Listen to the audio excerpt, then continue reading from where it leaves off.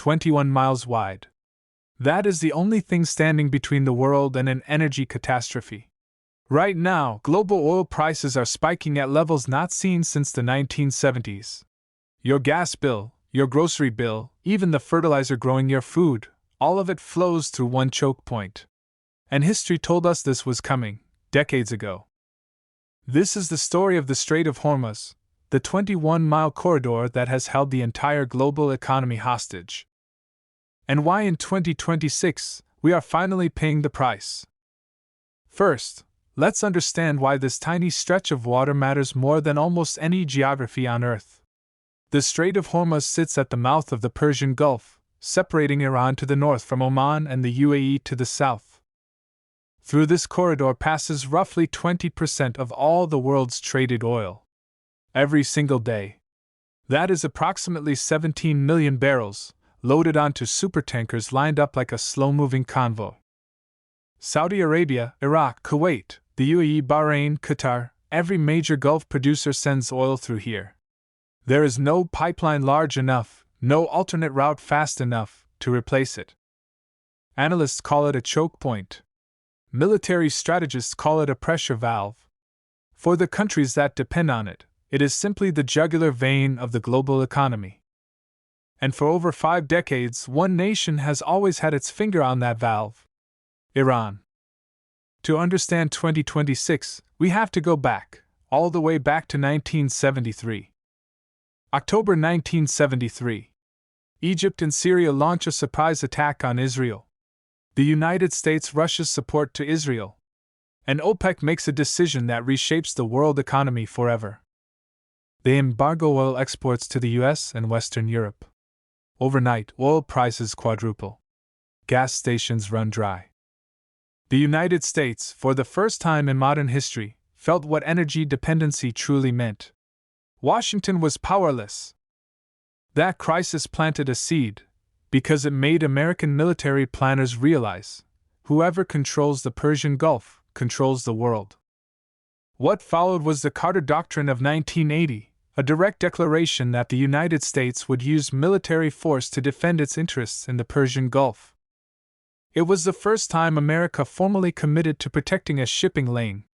And the Strait of Hormuz became, quietly, one of the most militarized corridors in human history. Then came the 1980s, and the strait got its first real taste of warfare. The Iran-Iraq War began in 1980. By 1984, both sides began targeting each other's oil tankers in what became known as the Tanker War. Over 500 vessels were attacked. Insurance rates skyrocketed. Global oil markets shook every time a tanker went up in flames. The United States Navy launched Operation Earnest Will in 1987, escorting Kuwaiti tankers through the strait under military protection. Iran laid mines. The USS Samuel B. Roberts hit one. The US retaliated by destroying Iranian oil platforms. Iran didn't need to win a war. It just needed to threaten the strait, and the entire global economy would flinch.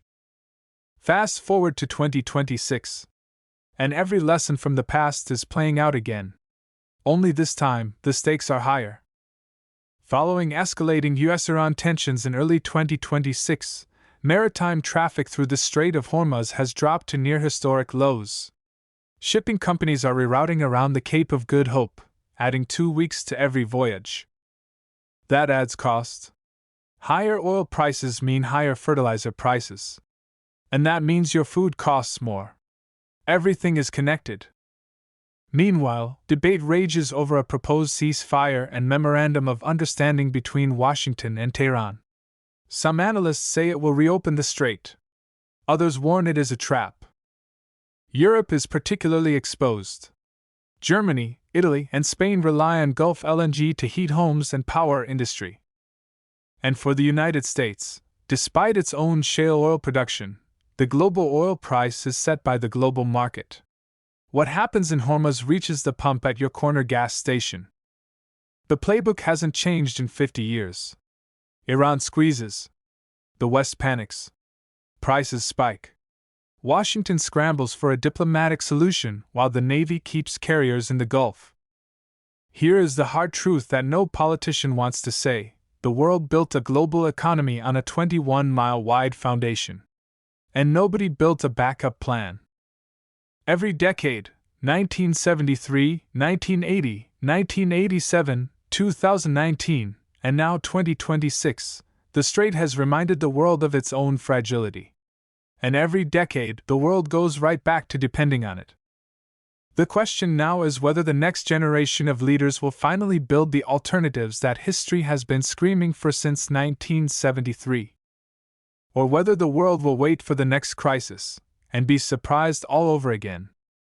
If this gave you a new way of seeing the world, subscribe. Because this story is far from over.